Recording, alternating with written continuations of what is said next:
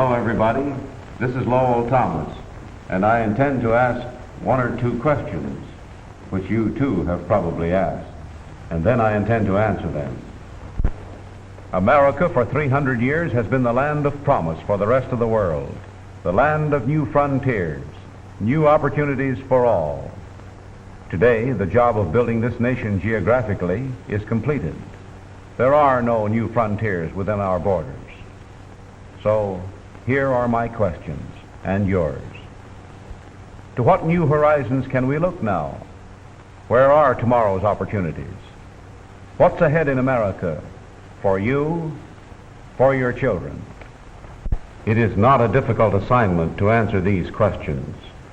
The frontiers of the future are not on any map. They are in the minds of men and in the test tubes and laboratories of the great industries we have built up here in America. But now, what's ahead of us? Many of us have had our doubts. There are those who say today that opportunities have ceased to exist. Things are finished. We have everything and not enough. There can be no more progress. Almost 100 years ago, in the old patent office in Washington, the commissioner of patents was just as pessimistic as anyone you have ever heard. The advancement of our arts from year to year taxes our credulity and seems to presage the arrival of that period when human improvements must end. In other words, in 1844, the commissioner was about ready to shut up the patent office and go home, believing that everything had been invented, that industrial progress in America had already come to an end. He didn't know that within 2 years he would be signing a patent on a method of vulcanizing rubber from which there was destined to spring up hundreds of new industries and jobs by the thousands that were made possible through this one idea. No, the pessimists of that day never dreamed of the marvels that would soon follow their predictions. They overlooked one all-important fact that we should know so well. That is, as long as there is a problem to be solved or a desire to be met, American ingenuity will not rest. Today, industry in this country is spending over $200 million a year to improve old products and develop new products, which mean new industries, new jobs. They are working constantly to solve problems and find ways to give us what we want, better things for less money. In any one of thousands of test tubes of today, there may be 1 million job opportunities for tomorrow. 15 years after Commissioner Ellsworth's gloomy predictions, Edwin Drake surprised skeptics by pumping petroleum out of the hills of Pennsylvania.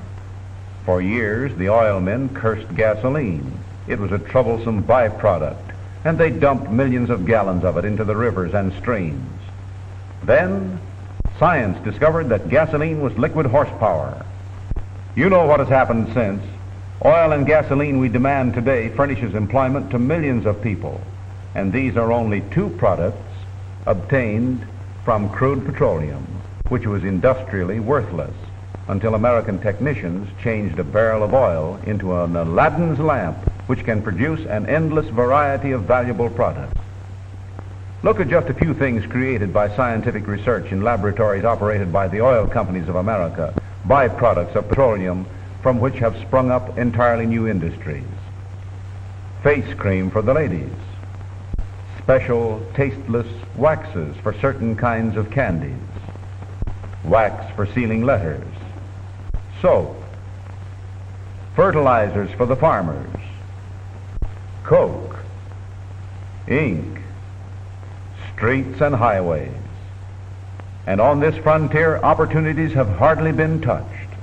But let's get out of the oil business and find out what's going on in other fields. I've been around a lot and talked with some of these research men, and they won't make predictions because they deal only in facts. But they're on their way to new ideas, new things that will astonish us when they are announced. For instance, one research man said recently, There is one research that has been going on for a long time to find out why we can see through glass. You say it's transparent, but that's merely an adjective, not a reason. Engineers think they know what friction is, but actually they can't yet tell you what it is, any more than they can tell you what electricity is. In one big laboratory, they're trying to find out what makes grass green, and the answer to that question may keep us industrially busy for years. With automobile engines, we've just really started. The indication is that someday they will give us 300 miles to the gallon. And as for electric lights, well, so many improvements will come that'll make today's lighting look like the tallow candle age. We have discovered how to manufacture rubber from coal, limestone, salt, and water. From a product of cotton, we are spinning a filament finer than that of the silkworm. Out of air, water, and coal, we produce a fertilizer for which Americans formerly had to travel thousands of miles. In coal, we have found the colors of the rainbow and the perfumes of nature's sweetest flowers. Chemistry is creating new and more comfortable homes, giving you finer and yet vastly cheaper motor cars, better clothes, purer food, and sounder health. And what these laboratories promise in the way of a market for the farmer staggers the imagination. Today, just one great chemical company is the farmer's biggest single customer. It buys annually 16,500,000 pounds of cotton, the yield from 100,000 acres. 700,000 pounds of cottonseed oil, 36 million pounds of cotton linters, 36 million bushels of corn, 38 of wood pulp, 40 million gallons of molasses, 6,500,000 pounds of turpentine and rosin, and 23 million pounds of vegetable oils. These purchases in the aggregate represent the yield of over 4 million acres of farmlands, which would more than cover the whole state of New Jersey. And the chemical age is just dawning. Already, industry is making airplane propellers with sour milk as an ingredient, roads from cotton, and artificial leather from the same material. The time may come when the American farmer will grow a crop of automobile engines or rocking chairs. These few things, my friends, are only a hint of what American industry holds in the future. And remember, every time one of these infant industries clicks with the public, gives you what you want, presto, a new industry is created with new jobs and new payrolls. Here are just a few lusty infants. Unbreakable optical lenses for your glasses, television, gasoline from sea sand, rubies from peach pits, sponges from wood and cotton, artificial wool from cheese, but not with the holes, vinegar from coke and limestone, waste gases from the factory converted into antifreeze for your car. Sheep have been raised on chemicals from the laboratory. Plants grown without soil.